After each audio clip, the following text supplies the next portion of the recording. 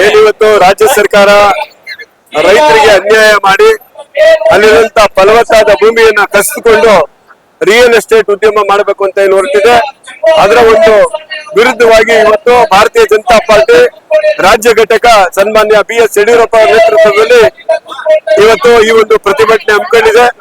ರಾಜ್ಯ ಸರ್ಕಾರ ಈ ಕೂಡಲೇ ಈ ಒಂದು ಯೋಜನೆಯನ್ನ ಕೈಬಿಟ್ಟು ರಾಜ್ಯದ ರೈತರ ಒಂದು ಸಂಕಷ್ಟಕ್ಕೆ ಅವರು ಧಾವಿಸಬೇಕೆ ಹೊರತು ಇವತ್ತು ಈ ರೀತಿಯಾದಂತಹ ಒಂದು ಚಿನ್ನದ ಭೂಮಿಯನ್ನ ಇವರು ಕಸಿದು ಬೇರೆ ಯಾವುದೋ ಬಿಲ್ಡರ್ಗಳಿಗೆ ದೆಹಲಿ ಮೂಲಕ PLF ಬಿಲ್ಡರ್ಗಳಿಗೆ ಇವರು ಇವತ್ತು ಏನು ಕೊಡ್ತಾ ಇದ್ದಾರೆ ಅದು ಸರಿಯಾದಂತಹ ನಿರ್ಧಾರ ಅಲ್ಲ.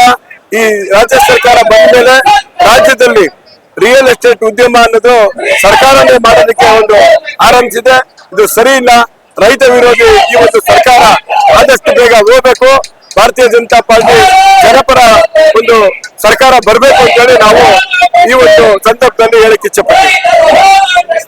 ಕರುಣಾಕರ್ ಯಾದವ್, ಗಾಂಧಿನಗರ ವಿಧಾನಸಭಾ ಕ್ಷೇತ್ರ ಅಧ್ಯಕ್ಷ.